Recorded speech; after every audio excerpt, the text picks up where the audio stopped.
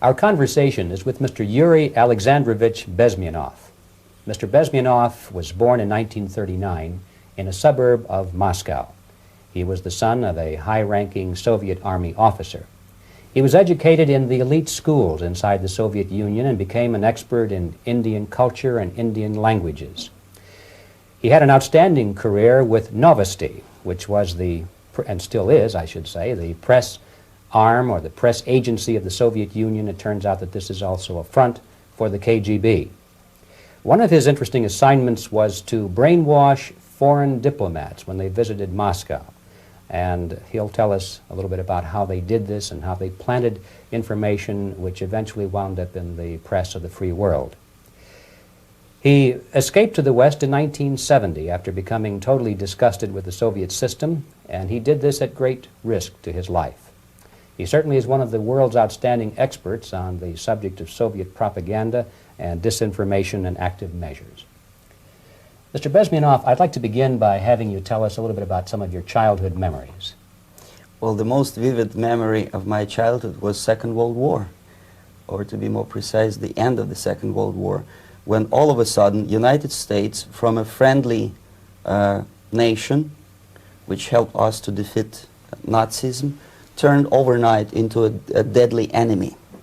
And it was very shocking because all newspapers were trying to present an image of belligerent, aggressive American imperialism. Most of the things that we were taught is that United States is aggressive power, which is just about to invade our beautiful, free, socialist country, that American CIA is dropping Colorado beetles on our beautiful potato fields to eliminate our crops. And each schoolboy had a picture of Colorado bug on the back page of his notebook. And we were instructed to go into collective fields to search for those little Colorado bugs. Of course, we couldn't find any. Neither we could find many potatoes. And that was explained again by the encroachments of the decadent imperialist power. The anti-American paranoia, hysteria in the Soviet propaganda was to such of such a higher degree that many less skeptical people or less stubborn would really believe that the United States is just about to invade our beautiful motherland, and some secretly hope that it will come true. That's interesting. Yes. Well, getting back to life inside the Soviet Union or inside communist countries in general, in this country, at the university level primarily, we read and hear that the Soviet system is different from ours, but not that different, and that there is a convergence developing between all of the systems of the world, and that really it doesn't make an awful lot of difference what system you live under because you have corruption and dishonesty and tyranny and all that sort of thing. From your personal experience, what is the difference between life under communism and life in the United States? Well, life is obviously very much different for simple reason that the Soviet Union is a state capitalist economically. It's a state capitalism where an individual has absolutely no rights, no value. His life is nothing. It's just like an insect. He is disposable. Whereby in the United States, even the worst criminal is treated as a human being. He has a fair trial, and some of them capitalize on their crimes. They publish their memoirs in their prisons and get handsomely paid by your crazy publishers. The differences, of course, in the daily life are very various, depending on whom we are talking about. In my own private life, I never suffered from communism simply because I was brought up in a family of high-ranking military officer. Most of the doors were open for me. Most of my expenses were paid by the government, and I never had any troubles with the authorities or with the police. So, in other words, I would say I enjoyed, or I had good reasons to enjoy all the advantages of so-called socialist system. Mm-hmm.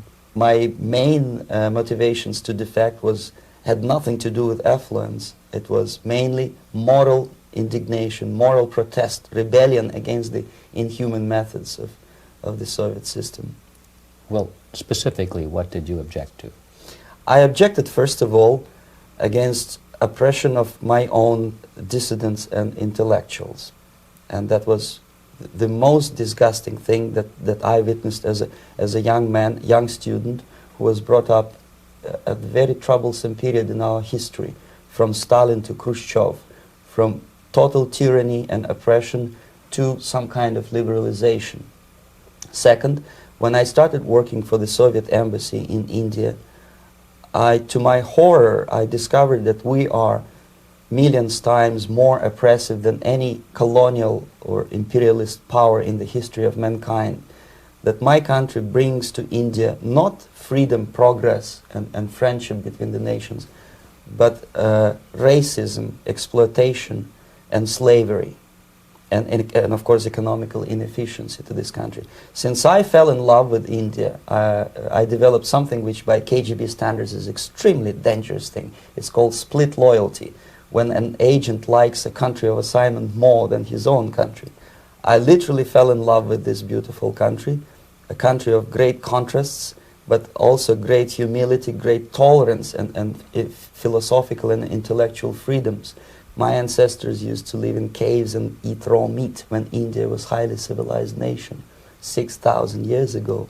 So obviously the choice was not to the advantage of my own nation. I decided to defect and to entirely dissociate myself from that brutal regime. Mr. Bezmenov, we've read a lot about the concentration camps and the slave labor camps under the Stalin regime. Now the general impression in America is that those things are part of the past. Are they still going on today, or what is the status? Yes. There is no qualitative change in the Soviet concentration camp system. There are changes in numbers of prisoners. Again, this is unreliable Soviet statistics. We don't know how many political prisoners are there in the Soviet concentration camps. But we sure know from various sources that at each particular time there are close to 25 to 30 million of Soviet citizens who are virtually kept as slaves in forced labor camp system. The size of the population of a country like Canada is serving terms as prisoners. Incredible. So I would say that those intellectuals who try to convince American public that concentration camp system is a thing of a past are either conscientiously misleading public opinion, or they are not very intellectual people. They're selectively blind. They lack intellectual honesty when they say that. Well, we've spoken about the intellectuals in this country and also the intellectuals in the Soviet Union. What about down at the broad mass level? Do the people in general, the working people, the workers in general in the Soviet Union, do they support the system? Do they tolerate it? What is their attitude? Well, average Soviet citizen, if there is such an animal, of course, does not like the system because it hurts, it kills. He may not understand the reasons. He may not have enough information or educational background to understand. But I doubt very much there are many people who are conscientiously supporting the Soviet system. There are not such people in USSR. Even those who have all the reasons to enjoy socialism, people like myself, who were a member of journalistic elite, they also hate the system for different reasons, though. Not because they lack material affluence, but because they are unfree to think, they are in constant fear, duplicity, split personality. And this is the greatest tragedy for my nation. Well, what do you think are the chances of the people actually overcoming their system or replacing it? There is a great possibility that system will sooner or later be destroyed from within. There is a self-destructive mechanism built into any socialist or communist or fascist system, because there is lack of feedback, because the system does not rely upon loyalty of population. But until this Soviet junta is being supported by the Western so-called imperialists, that is, multinational companies, establishments, governments, And let's face it, intellectuals, so-called academia in the United States is famous for supporting the Soviet system. As long as the Soviet junta will keep on receiving credits, money, technology, grain deals, and political recognition from all these traitors of democracy or freedom, there is no hope, there is not much hope for changes in my country, and the system will not collapse by itself simply because it's being nourished by so-called American imperialism. This is the greatest paradox in history of mankind, when capitalist world supports and actively nourishes its own destructor.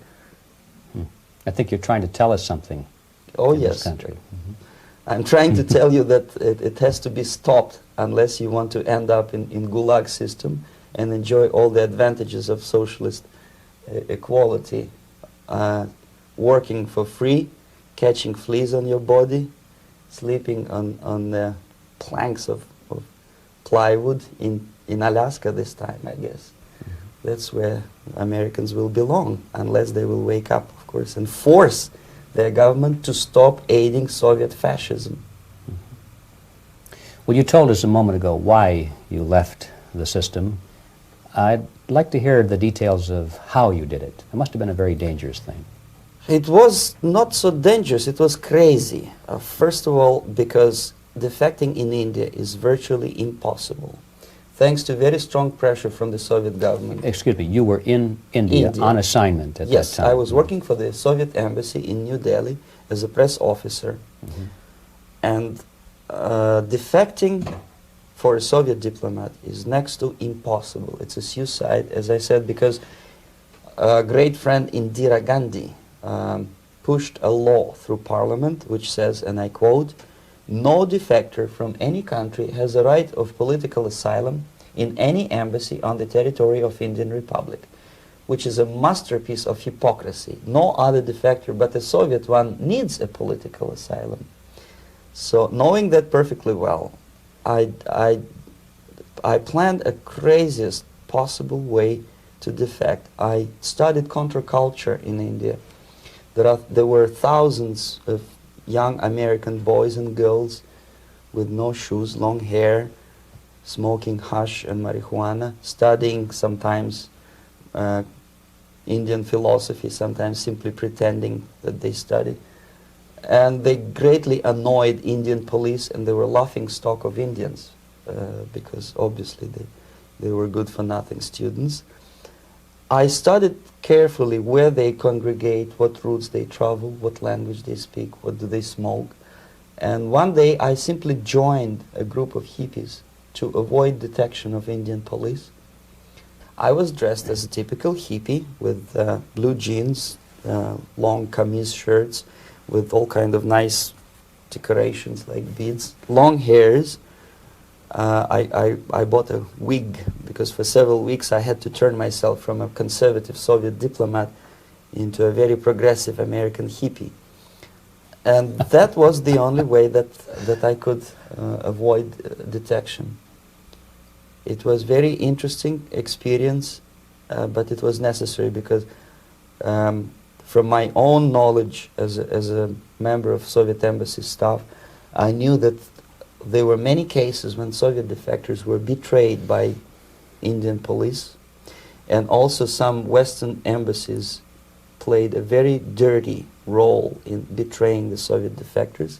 According to our information, they were some, I wouldn't call them double agents, but simply amoral people working for the United States Embassy. And confiding in people like this would be a suicide. So I had to be extremely careful. I could not trust anyone. And that was the reason for such a crazy way to defect. Well, had you been caught in the act of trying to get out, what would have happened to you? Oh, most likely I would end up in concentration camp. Or, depending on the situation and on the whim of some bureaucrat in KGB, maybe even executed. This is normal practice. Quietly, of course. not publicly. But that would be the end of my defection, of course. Well, when did you finally make it to the United States? In 1970, after about 6 months of debriefing in Athens by the CIA, and I presume FBI too, they let me go first to Germany, then to Canada. That was my decision. I had to change my identity to protect my family and my friends in USSR. And also I was a little bit paranoid knowing that both Soviet KGB and probably some double agents within the American system may be after me. So I wanted to settle down as far away as possible. I requested CIA to give me some kind of new identity and just let me go on my own. And I settled in Canada. I was a student. I changed many professions, from farm help and laundry truck driver to language instructor and broadcaster for Canadian Broadcasting Corporations in Montreal. Well, have you had any threats on your life or any Yes. unpleasant In about 5 years, KGB eventually discovered that I am working for Canadian Broadcasting.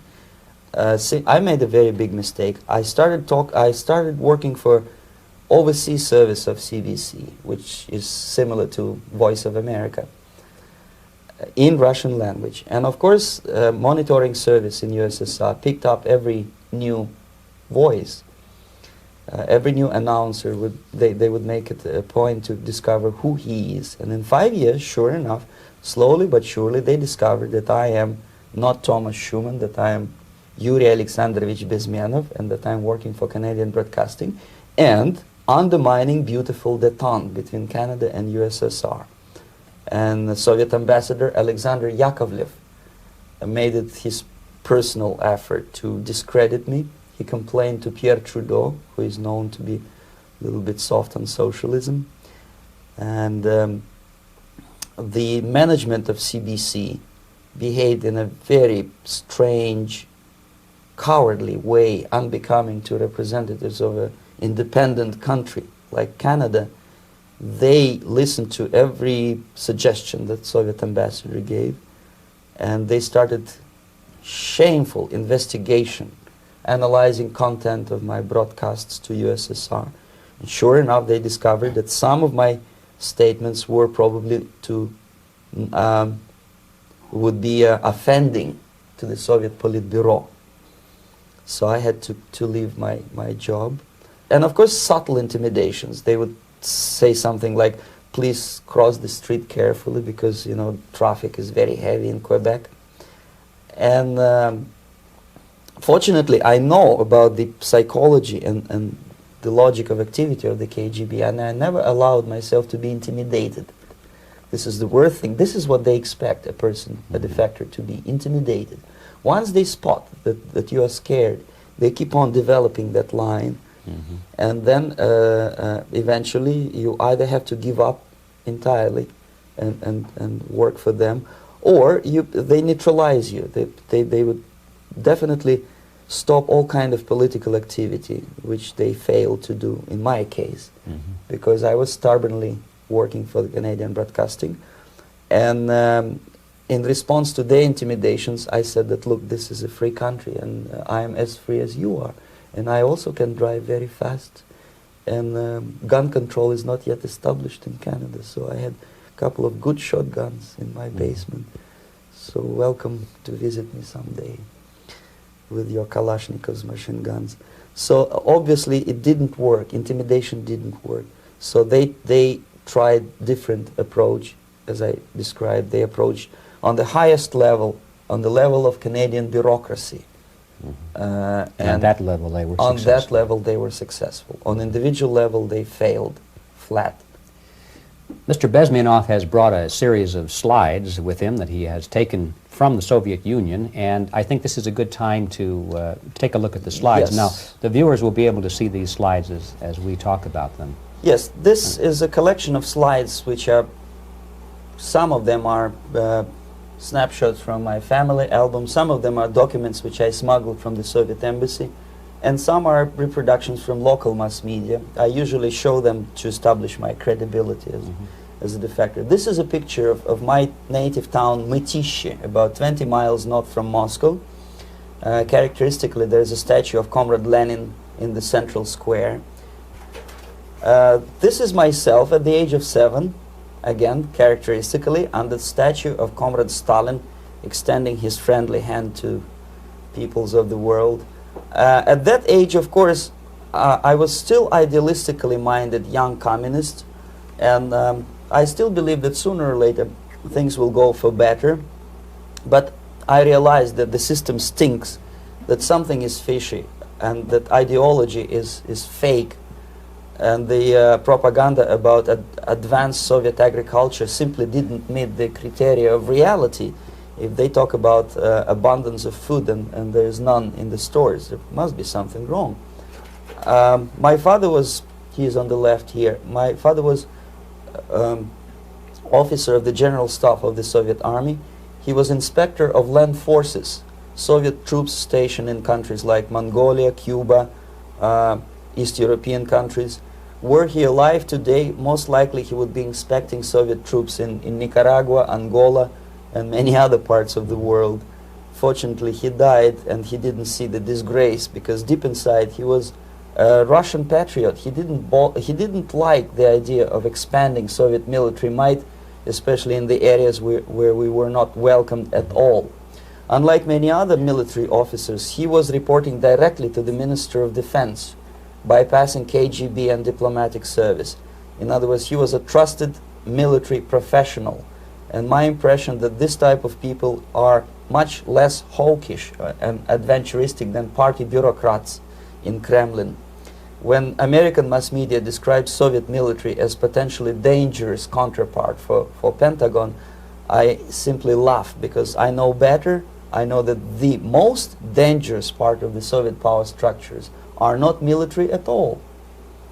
Most likely, if they come to power in my country, they'll be more sensible negotiators for nuclear disarmament and withdrawal of the Soviet troops from many parts of the world. But if someone from the party structure or the KGB structure were to give the orders for a military they have to obey, they yes, would follow, because they are professional military. But they, you see, the triangle of power and hate in USSR is the party at the top, the party elite, the oligarchy of the party, then the military and the KGB at the bottom. They hate each other, and the most hated triangle, the most hated corner of the triangle is the Communist Party bureaucrats. They are the most adventuristic, senile megalomaniacs. They can start war, I wouldn't be surprised. Not the military. They know what war is. Yes. At least my father did. This is the picture taken at the entrance of my Institute of Oriental Languages. It's a part of Moscow State University. I graduated in 1963, and I... Now, excuse me, which one were you on? I am on the right. You're on the right. And on the left is my my schoolmate Vadim Smirnov, who later was a apparatchik in the Central Committee of the Soviet Union Communist Party. What is an apparatchik? It's a functionary, something like civil service in British Empire. Someone who is never fired from the service. He stays there internally. He may not be promoted too high, but he's a dependable bureaucrat who will stay forever. I studied not only languages, but also history, literature, even music. I'm on this picture, I'm trying to learn how to play Indian musical instrument. I even tried to look like an Indian when I was second-year student. Not bad, right? Yes, actually it was strongly encouraged by the instructors in my school, because the graduates of my school were later on employed as diplomats, foreign journalists, or spies. As every Soviet student, I was quote-unquote volunteering for harvesting grain in Kazakhstan. This is the biggest agricultural blunder of the Soviet government. But I didn't have much choice, of course, because the communist motto borrowed from the Bible says, "Those who do not work shall not eat." And you can see me eating, therefore I was working, and you can see how happy I was about it. I went through a very extensive physical and military training, including the military games in areas, suburban areas of Moscow. And here, for example, we are on a tour in Arkhangelsk area. And by the end of my training in school, I was recruited by the KGB. This picture was taken on that day, and you can see again how happy it feels to be recruited by the KGB. Our conversation with Yuri Alexandrovich Bezmenov, who is a defector from the Soviet Union, a former propaganda agent for Novosti and the KGB, will continue after this message.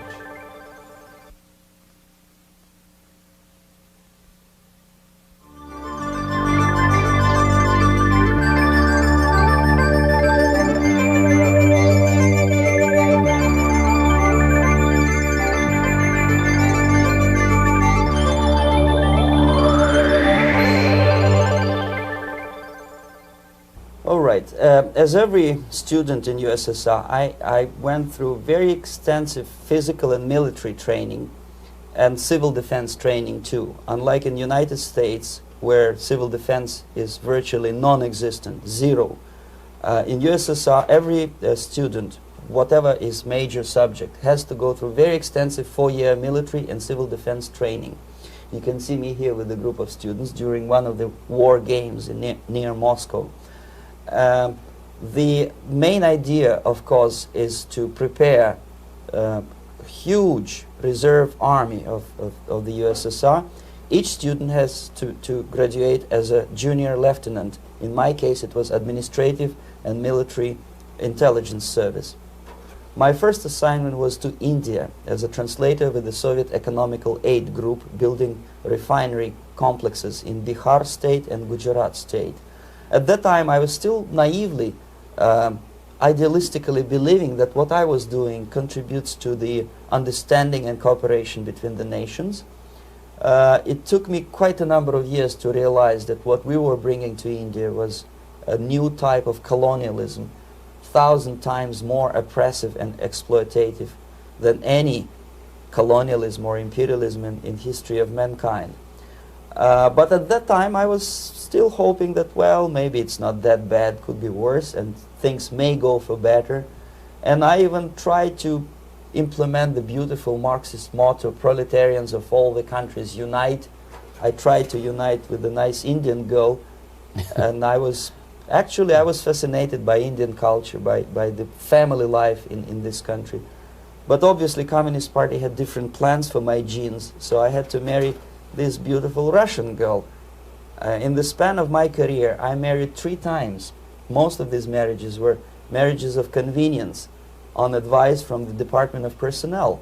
This is normal practice in USSR. When a Soviet citizen is assigned to a foreign job, he has to be married, either to keep family in USSR as hostages, or, if it's a convenience marriage like mine, so that the husband and wife are virtually informers on each other to prevent defection or contamination by decadent imperialist or capitalist ideas. In my case, I hated that girl so much that the moment I landed in Moscow, we were divorced, and I married later, second time.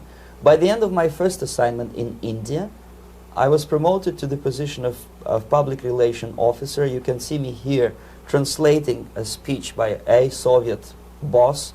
And you're on the right. I'm on the right here, yes. And the occasion was commissioning of the refinery complex in Bihar, Barauni. Back in Moscow, I was immediately recruited by Novosti Press Agency, which is a propaganda and ideological subversion front for the KGB. 75% of the members of the Novosti are commissioned officers of the KGB. The other 25 are, like myself, co-opted agents who are assigned to specific operations. In this particular case, you can see me talking to students of Lumumba Friendship University in Moscow. This is a huge school under the direct control of the KGB and Central Committee, where future leaders of the so-called national liberation movements are being educated and selected carefully. And some of them have absolutely, this, for example, is a group of students from Lumumba. They don't look like students at all. They look more like military, and that's exactly what they were. They were dispatched back to their countries to be leaders of the so-called national liberation movements, or to be translated into normal human language, leaders of international terrorist groups. Another area of activity when I was working for the Novosti was to accompany groups of so-called progressive intellectuals, writers, journalists, publishers, teachers, professors of colleges. You can see me here in Kremlin. I'm second on the left, with a group of Pakistani and Indian intellectuals. Most of them pretended they don't understand that we are actually working on behalf of the Soviet government and the KGB. They pretended that they are actually being guests, VIP intellectuals, that they are treated according to their merits and their intellectual abilities. For us, they were just a bunch of political prostitutes to be taken advantage for various propaganda operations. Therefore, you can see perfectly well the senior colleague of mine on the left doesn't really have that much respect on his face, and myself with a very skeptical smile, typical KGB sarcastic smile, anticipating another victim of ideological brainwashing. This is how a typical conference in Novosti headquarters in Moscow looked like. Sitting in the middle is Boris Burkov, the then director of Novosti press agency, high-ranking party bureaucrat in the Department of Propaganda. I am standing next to a famous Indian poet, Sumitranandan Pant. He was famous because he was an author. He was the author of a famous poem titled Rhapsody to Lenin. That's why he was invited to USSR, and everything was paid by the Soviet government. Pay special attention to number of bottles on the table. This is one of the ways to kill the awareness or curiosity of foreign journalists. One of my functions was to keep foreign guests permanently intoxicated the moment they land at Moscow airport. I had to take them to the VIP lounge and toast to friendship and understanding between the nations of the world. Glass of vodka, then a second glass of vodka. And in no time, my guests would be feeling very happy. They would see everything in kind of pink, nice color. And that's the way I had to keep them permanently for the next 15 or 20 days. At certain point in time, I had to withdraw alcohol from them so that some of them who are the most recruitable would feel a little bit shaky, guilty, trying to remember what they were talking last night. That's the time to approach them with all kind of nonsense, such as joint communique or statement for Soviet propaganda. That's the time they are the most flexible. And of course, what they didn't understand, they didn't realize or pretended not to realize, that myself, who was drinking together with them, was not drinking at all. I had ways to get rid of alcohol through various techniques, including special pills which were given to me by my colleagues. But they were taking it seriously. In other words, they would consume quite a large volumes of alcohol and feel quite uneasy next morning. In 1967, the KGB attached me to this magazine, Look magazine. A group of 12 people arrived to USSR from United States to cover the 50th anniversary of October Socialist Revolution in my country.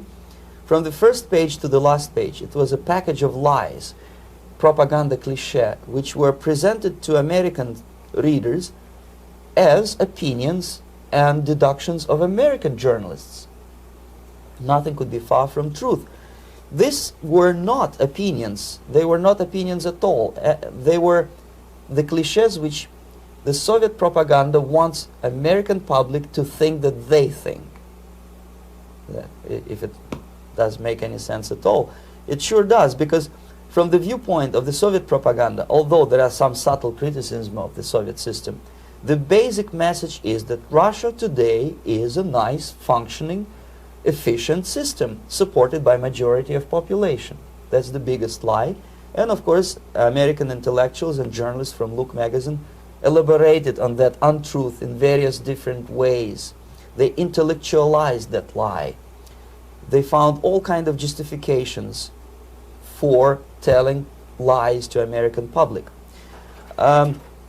this is... Excuse me, it was partly your job to make sure that they got these ideas Yes. and accepted them as their own ideas. Right. Actually, even before they arrived to USSR, and they paid astronomical sum of money for that visit, they were submitted, this Novosti Press Agency developed so-called backgrounders, 20-25 pages of information and opinions which were presented to the journalists even before they bought their tickets to Moscow.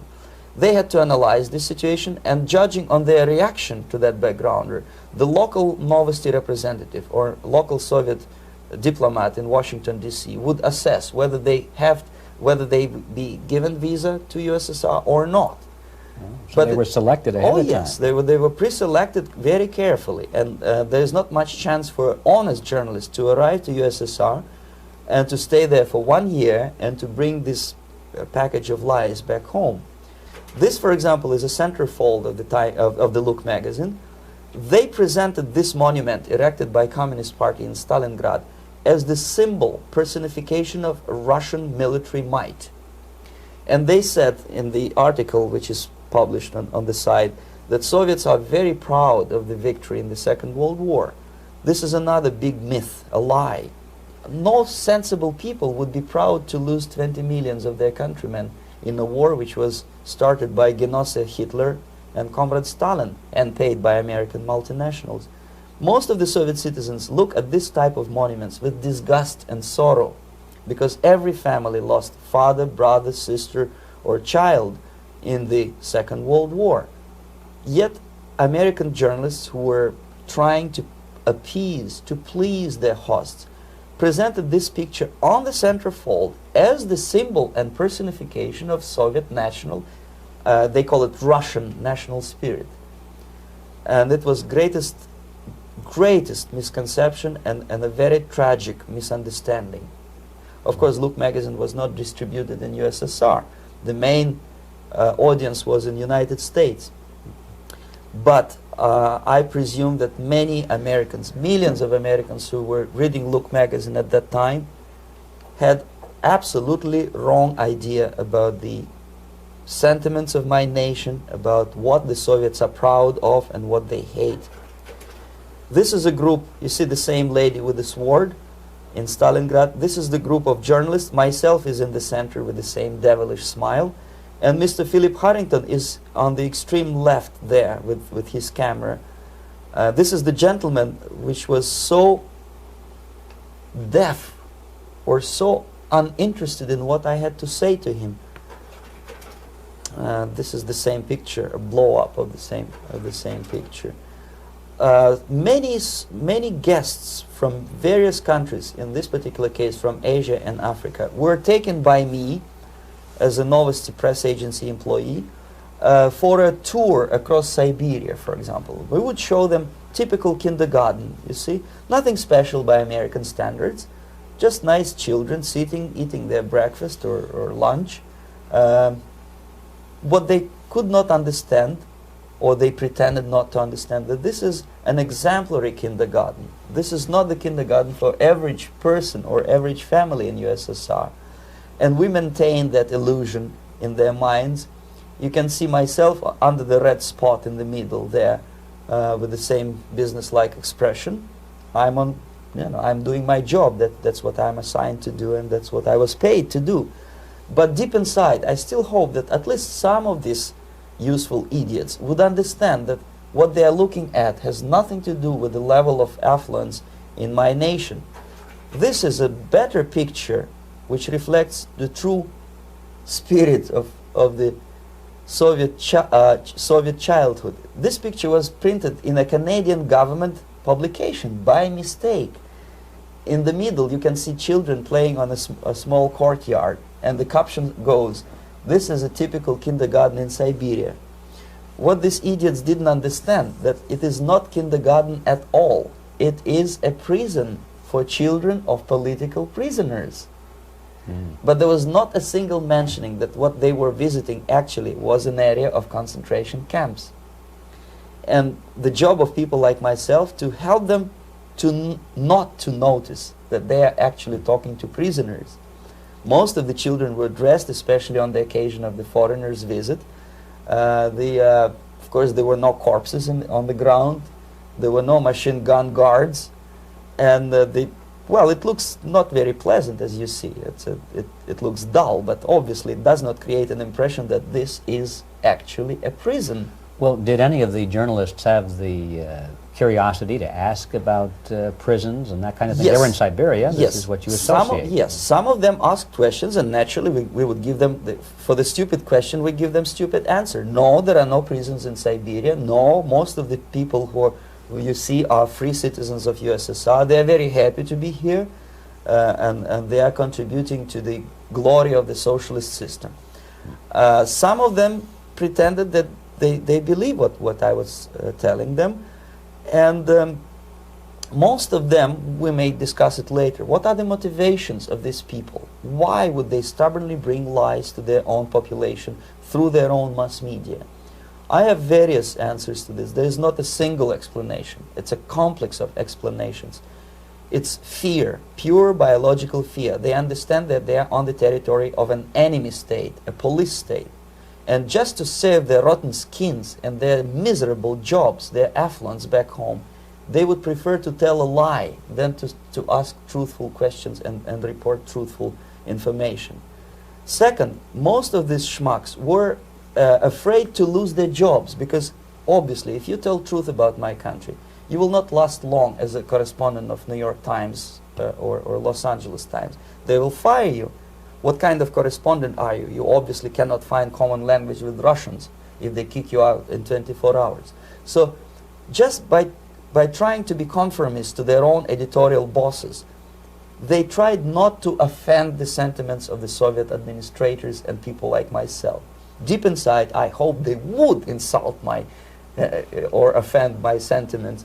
Obviously, they preferred not to. Another reason, I refuse to believe it, but obviously there is another reason. Obviously, it's a greed. These people earn a lot of money. When they come back to USA, they claim that they are experts in my country. They write books which sells in million copies, titled like Russians, The Truth About Russia. Most of it is lie about Russia. Yet they claim to be Sovietologists. They play back myth about my country, the propaganda cliches. Yet they stubbornly resist the word of truth. If a person like Solzhenitsyn is either defecting or kicked out of USSR, they try all their best to discredit him and to discourage him. I don't have much chance to appear on national network with a true story about my country. But a useful idiot like Hendrik Smith or Robert Kaiser, they are big heroes. They come back from USSR, they say, oh, we were talking to dissidents in Russia. Big deal. Soviet dissidents are chasing American correspondents in the streets, and they are cowardly escaping from these contacts. For some strange reason, if you want to know more about Spain, you refer to Spanish writers.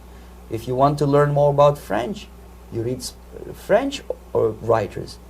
Even about Antarctica, I bet you would read Penguins. Only about the Soviet Union, for some strange reason, you read Hendricks and Schmendricks and all kind of Kissingers, because they claim that they know more about my country. They know nothing, or next to nothing, or they pretend that they know more than they actually do. I would say they are dishonest people who lack integrity and common sense and intellectual honesty. They bring back all kind of stories like that. A kindergarten in Siberia. Omitting the most important fact, it's a prison for children of political prisoners. Another greatest example of monumental idiocy of American politicians. Edward Kennedy was in Moscow, and he thought that he is a popular, charismatic American politician who is easygoing, who can smile, dance at the wedding in Russian Palace of Marriages. What he did not understand, or maybe he pretended not to understand, that actually he was being taken for a ride. This is a staged wedding, especially to impress foreign media, or useful idiots like Ed Kennedy. Most of the guests there, they had security clearance, and they were instructed what to say to foreigners. This is exactly what I was doing. You can see me in the same damn wedding palace in Moscow where Ed Kennedy was dancing here, you see, smiling. He thinks he's very smart. From the viewpoint of Russian citizens who observe this idiocy, he's narrow-minded, egocentrical idiot who tries to earn his own popularity through through participation in propaganda farces like this. Here you can see myself. On the right, again, exemplary Soviet bride. On the left, 3 journalists from various countries, Asia, Africa, and Latin America.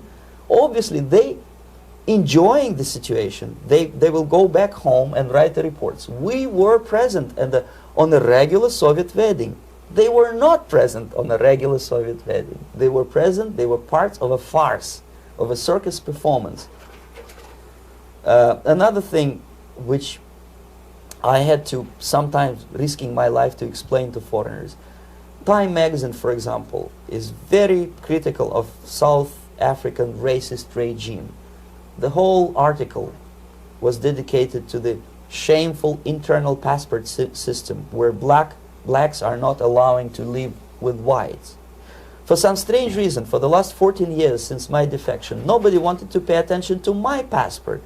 This is my passport. It also shows my nationality, and it has a police rubber stamp, which is called propiska in Russian language, which assigns me to a certain area of residence. I cannot leave that area, same way as this black man cannot leave the area in South Africa.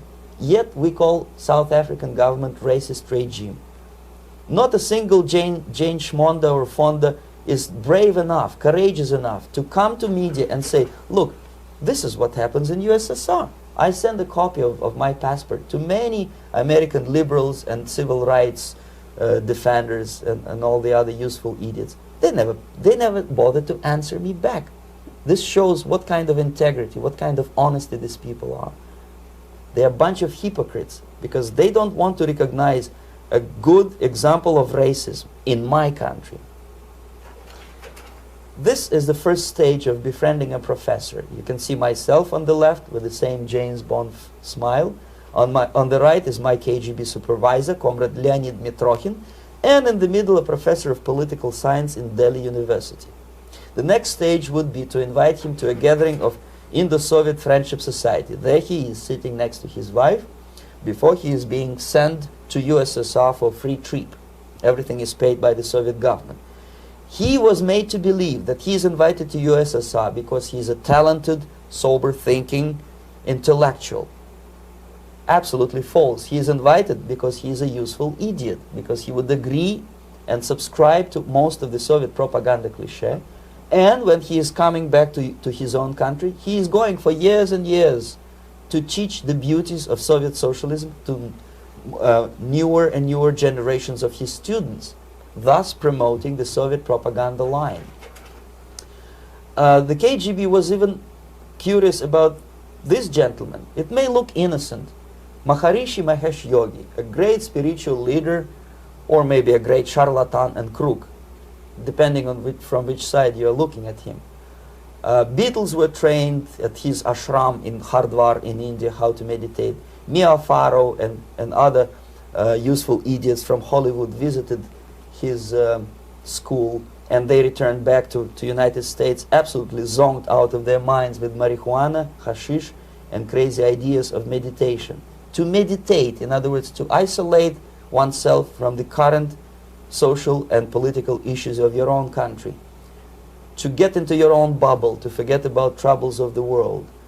Obviously, KGB was very fascinated with such a beautiful school, such a brainwashing center for stupid Americans. I was dispatched by the KGB to check what kind of VIP Americans attend this school. That's you on the left. Yes, there. I'm on the left.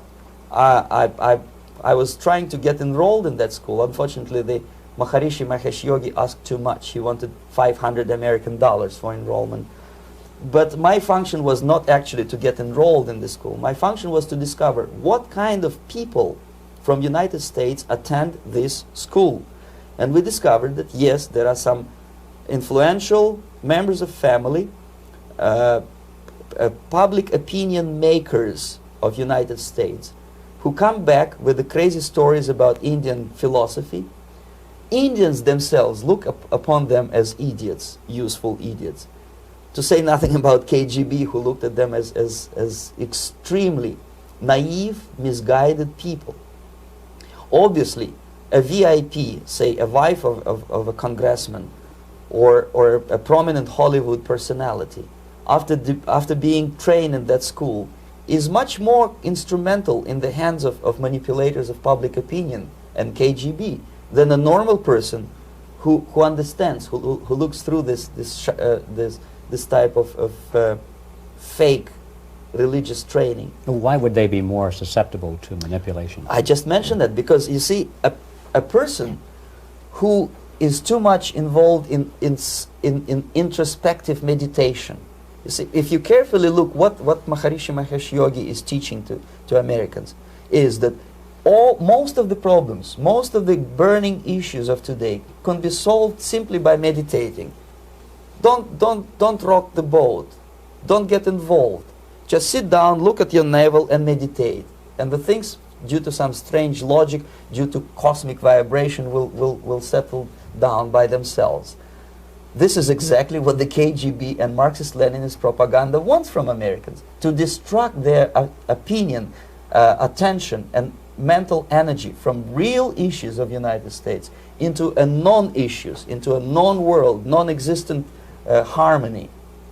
Obviously, it's more beneficial for the Soviet aggressors to have a bunch of duped Americans than Americans who are self-conscious, healthy, physically fit, and alert to the reality.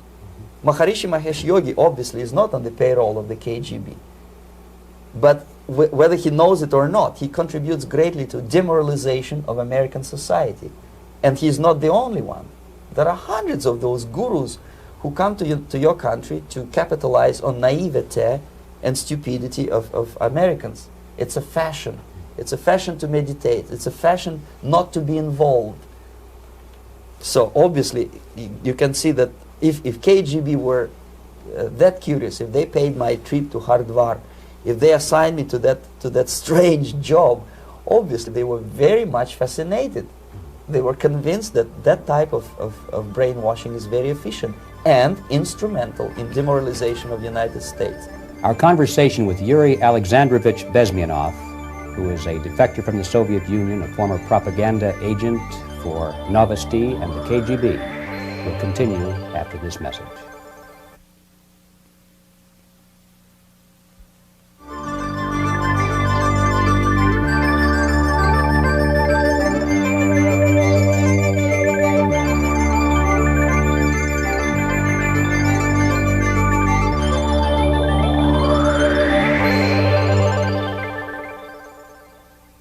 This picture shows the part of the building of USSR embassy, and my supervisors. On the left is Comrade Mehdi, an Indian communist, and on the right, Comrade Mitrokhin, my supervisors in the secret department of research and counter-propaganda. It has nothing to do with either research or counter-propaganda. Most of the activity of that department was to compile huge volume of information on individuals who were instrumental in creating public opinion. Publishers, editors, journalists, actors, educationalists, professors of political science, members of parliament, representatives of business circles. Most of these people were divided roughly into groups. Those who would toe the Soviet foreign policy, they would be promoted to the positions of power through media and public opinion manipulation. Those who refused the Soviet influence in their own country would be character assassinated or executed physically come revolution. Same way as in the small town of Hue in South Vietnam, several thousands of Vietnamese were executed in one night when the city was captured by Viet Cong for only 2 days. And American CIA could never figure out how could possibly communists know each individual, where he lives, where to get him, and would be arrested in one night, basically in some 4 hours before dawn, put on a van, taken out of the city limits and shot.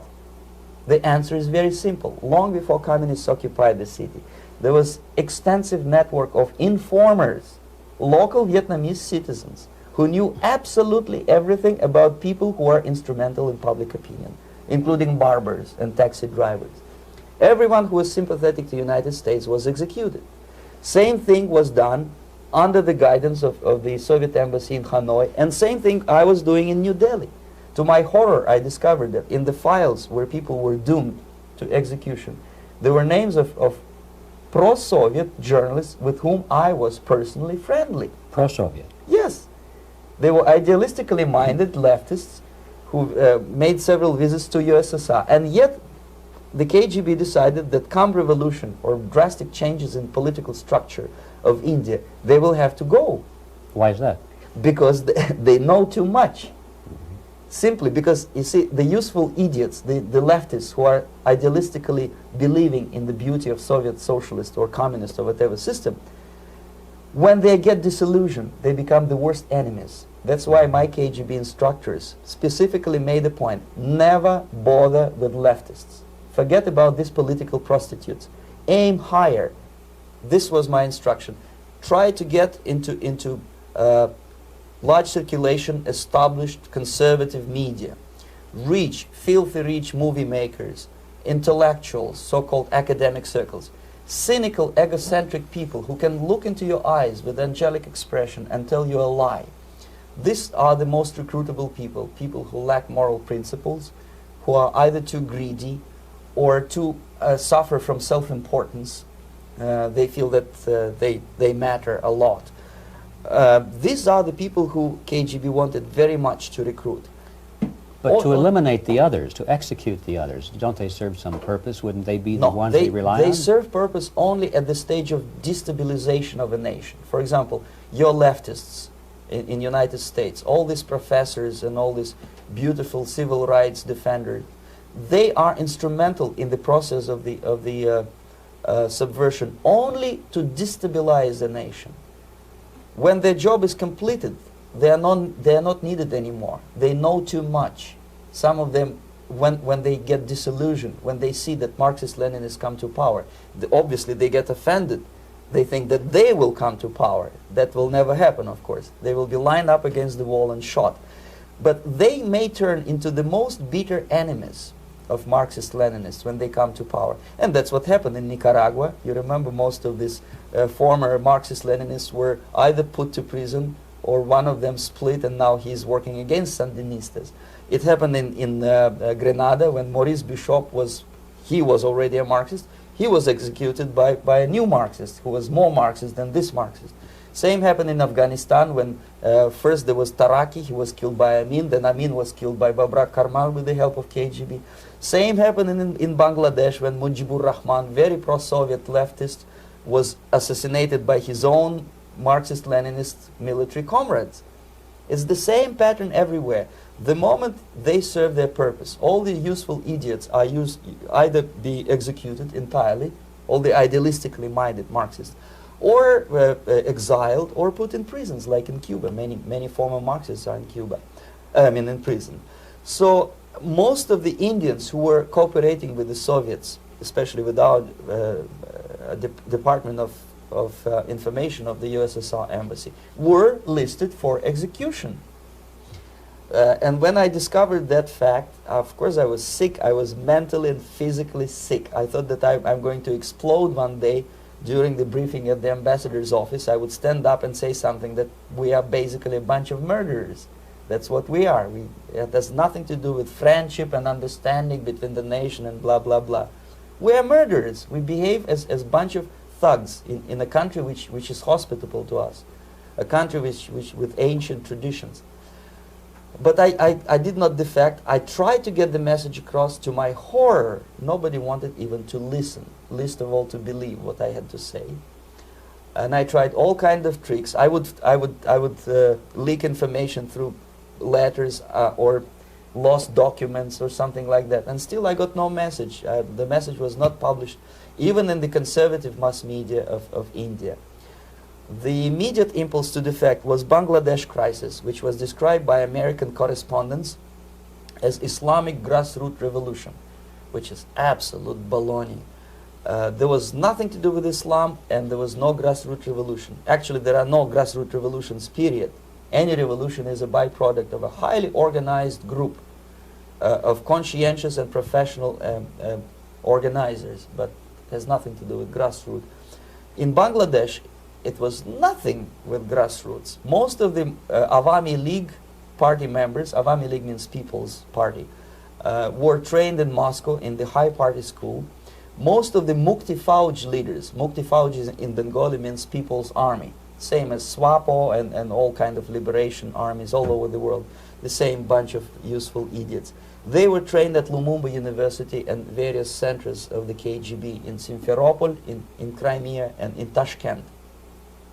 So when I saw that Indian territory is being used as a jumping board to destroy East Pakistan, I saw myself thousands of so-called students traveling through India to East Pakistan, through the territory of India, and Indian government pretended not to see what's going on. They knew perfectly well, the Indian police knew it, the intelligence department of Indian government knew it, the KGB of course knew it, and the CIA knew it. That was most infuriating, because when I defected and I explained to the CIA debriefers they should watch out because East Pakistan is going to erupt any moment, they said I was reading too many James Bond novels. Anyway, so East Pakistan was doomed. One of my colleagues in the Soviet consulate in Calcutta, when he was dead drunk, he ventured into the basement to relieve himself, and he found big boxes which said printed matter to Dhaka University. Dhaka is the capital of East Pakistan. And since he was drunk and curious, he opened one of the boxes and he discovered not printed matter, he discovered Kalashnikov guns and ammunition in there. Anyway, it's a long story. When I saw the preparations for the invasion into East Pakistan, obviously I wanted to defect immediately. The only thing I couldn't at that time make up my mind when and where and how. One of the reasons, of course, you see, I was in love with India. I mentioned it before. I spoke the languages. I socialized with people, and I understood that I had to act fast unless I want this beautiful country to be permanently and irreparably damaged by our presence. One of the reasons not to defect was, as you can see, I was living in relative affluence. Who the hell in the normal mind would defect and do what? To be abused by your media, to be called McCarthyist and fascist and paranoid, or to drive a taxi in New York City? What for? What the hell for should I defect? To be abused by Americans, to be insulted in exchange for my effort to bring the truthful information about impending danger of subversion. As you can see, I was living in quite a comfortable conditions next to swimming pool, where Indians were not allowed, by the way. I was highly paid expert in propaganda. I had my family. I was respected by my nation. My career was cloudless. The third reason, how to defect with the family. To defect with a baby and a wife would be virtual suicide, because according to law, that hypocritical law which I quoted before, the Indian police will have to hand me over back to the KGB, and that will be the end of my defection and probably my life. Again, I cannot smuggle my wife because she was not quite sure what I was doing. She was not that idealistically involved, and she was definitely not in the total picture of what I was doing for the KGB. She would be shocked if I put her in my van and drive her to the American embassy or elsewhere. That would be a greatest danger. So again, I had to defect in such a way that my defection would look as simple disappearance. And there were many cases like that when the Soviet agents simply disappeared, either killed in action or, thanks to their curiosity and their close contacts with radicals, some of them were killed by the Marxists, by the way. It happened in many African countries when the Soviet KGB were killed by Africans themselves. Not because they hated Marxism-Leninism, but because they were simply trigger-happy bunch of unruly characters. If you give them a machine gun, they will shoot. And some of the Soviets obviously were not careful enough to protect themselves, and they got into embarrassing situations when they were shot at the crossfire between factions of so-called liberation movements. Anyway, so I decided, as I said, to study the counterculture. I decided this probably would be the best way to disappear. I socialized with characters like this on the left. You see, he's a barefoot American hippie. It took me quite a long time to study exactly what they were doing and how to mix with them. But eventually I did it. Most of Indian newspapers carried my picture and promise of 2,000 rupees for information about my whereabouts. But they were looking for the wrong person, because they obviously tried to stop a young Soviet diplomat in white shirt and tie, and this is how I looked at the time of defection. Nobody could possibly think that a Soviet diplomat would be as crazy as to join a bunch of hippies. That's you. Yes, travel India and smoke hash. So I made it literally almost like a Hollywood-style detective story. From under the nose of the KGB in Bombay airport, I landed the plane and I flew to Greece, where I was debriefed by the CIA. That's basically that's all for my slides. We can turn off the projector, then. That's very interesting. Well, you spoke several times before about ideological subversion. That is a phrase that I'm afraid some Americans don't fully understand. When the Soviets use the phrase ideological subversion, what do they mean by it? Ideological subversion is the process which is legitimate, overt, and open. You can see it with your own eyes. All you have to do, all American mass media has to do, is to unplug their bananas from their ears, open up their eyes, and they can see it. There is no mystery. There is nothing to do with espionage. I know that espionage, intelligence gathering, looks more romantic. It sells more deodorants through the advertising, probably. That's why your Hollywood producers are so crazy about James Bond type of thrillers. But in reality, the main emphasis of the KGB is not in the area of intelligence at all. According to my opinion and opinion of many defectors of my caliber, only about 15% of time, money, and manpower is spent on espionage as such. The other 85% is a slow process which we call either ideological subversion or active measures, активные мероприятия in the language of the KGB, or psychological warfare. What it basically means is to change the perception of reality of every American to such an extent that despite of the abundance of information, no one is able to come to sensible conclusions in the interests of defending themselves, their families, their community, and their country. It's a great brainwashing process which goes very slow, and it's divided in 4 basic stages.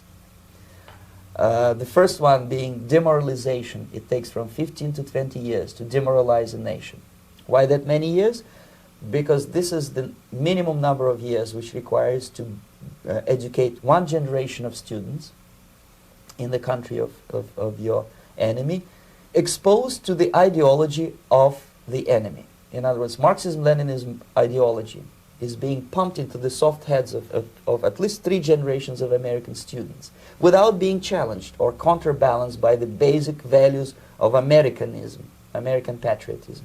The result you can see. Most of the people who graduated in the 60s, dropouts or half-baked intellectuals, are now occupying the positions of power in the government, civil service, business, mass media, educational system. You are stuck with them. You cannot get rid of them. They are contaminated. They are programmed to think and react to certain stimuli in a certain pattern. You cannot change their mind, even if you expose them to authentic information, even if you prove that white is white and black is black, you still cannot change the basic perception and the logic of behavior. In other words, these people, the process of demoralization is complete and irreversible. To get rid society of these people, you need another 20 or 15 years to educate a new generation of patriotically minded and common sense people who would be acting in favor and in the interests of United States society. And yet these people who've been programmed and, as you say, in place, and Yes. who are favorable to an opening with the Soviet concept, these are the very people who would be marked for extermination in this country? Most of them, yes. Simply because the psychological shock when they will see in future what the beautiful society of equality and social justice means in practice, obviously they will revolt. They will be very unhappy, frustrated people. And the Marxist-Leninist regime does not tolerate these people. Obviously they will join the links of dissenters, dissidents. Yes. Unlike in present United States, there will be no place for dissent in future Marxist-Leninist America. Here you can get popular like Daniel Ellsberg and filthy rich like Jane Fonda for being dissident, for criticizing your Pentagon. In future, these people will be simply squashed like cockroaches. Nobody is going to pay them nothing for their beautiful, noble ideas of equality. This they don't understand, and it will be a greatest shock for them, of course. The demoralization process in the United States is basically completed already. For the last 25 years. Actually, it's overfulfilled, because demoralization now reaches such areas where previously not even Comrade Andropov and all his experts would even dream of such a tremendous success. Most of it is done by Americans to Americans, thanks to lack of moral standards. As I mentioned before, exposure to true information does not matter anymore. A person who was demoralized is unable to assess true information. The facts tell nothing to him. Even if I shower him with information, with authentic proof, with documents, with pictures, even if I take him by force to the Soviet Union and show him concentration camp, he will refuse to believe it until he is going to receive a kick in his fat bottom. When a military boot crashes his, then he will understand, but not before that. That's the tragic of the situation of demoralization. So basically America is stuck with demoralization, and unless, even if you start right now, here, this minute, you start educating new generation of Americans, it will still take you 15 to 20 years to turn the tide of ideological perception of reality back to normalcy and patriotism. The next stage is destabilization. This time, subverter does not care about your ideas and the patterns of your consumption. Whether you eat junk food and get fat and flabby, it doesn't matter anymore. This time, and it takes only from 2 to 5 years to destabilize a nation, what matters is essentials: economy, foreign relations, defense systems. And you can see it quite clearly that in some areas, in such sensitive areas as defense and economy, the influence of Marxist-Leninist ideas in the United States is absolutely fantastic. I could never believe it 14 years ago when I landed in this part of the world, that the process will go that fast. The next stage, of course, is crisis. It may take only up to 6 weeks to bring a country to the verge of crisis. You can see it in Central America now. And after crisis, with a violent change of power, structure, and economy, you have so-called the period of normalization. It may last indefinitely. Normalization is a cynical expression borrowed from Soviet propaganda. When the Soviet tanks moved into Czechoslovakia in '68, Comrade Brezhnev said, "Now the situation in brotherly Czechoslovakia is normalized." This is what will happen in the United States if you allow all these schmucks to bring the country to crisis, to promise people all kind of goodies and the paradise on earth, to destabilize your economy, to eliminate the principle of free market competition, and to put a big brother government in Washington, D.C., with benevolent dictators like Walter Mondale, who will promise lots of things, never mind whether the promises are fulfillable or not. He will go to Moscow to kiss the bottoms of new generation of Soviet assassins, never mind. He will create false illusions that the situation is under control. Situation is not under control. Situation is disgustingly out of control. Most of the American politicians, media, and educational system trains another generation of people who think they are living at a peacetime. False. United States is in a state of war, undeclared total war against the basic principles and the foundations of this system. And the initiator of this war is not Comrade Andropov, of course. It's the system, however ridiculous it may sound, the world communist system or the world communist conspiracy. Whether I scare some people or not, I don't give a hoot. If you are not scared by now, nothing can scare you. But you don't have to be paranoid about it. What actually happens now, that unlike myself, you have literally several years to live on unless the United States wake up. The time bomb is ticking. With every second, the disaster is coming closer and closer. Unlike myself, you will have nowhere to defect to, unless you want to live in Antarctica with penguins. This is it. This is the last country of freedom and possibility. Okay, so what do we do? What is your recommendation to the American people? Well, the immediate thing that comes to my mind is, of course, there must be a very strong national effort to educate people in the spirit of real patriotism, number one. Number two, to explain them the real danger of socialist, communist, whatever, welfare state, big brother government. If people will fail to grasp the impending danger of that development, nothing ever can help United States. You may kiss goodbye to your freedom, including freedoms to homosexuals, to prison inmate. All these freedoms will vanish, evaporate in 5 seconds, including your precious lives. The second thing, the moment at least part of United States population is convinced that the danger is real, they have to force their government. And I'm not talking about sending letters, signing petitions, and all this beautiful, noble activity. I'm talking about forcing United States government to stop aiding communism. Because there is no other problem more burning and urgent than to stop the Soviet military-industrial complex from destroying whatever is left of the free world.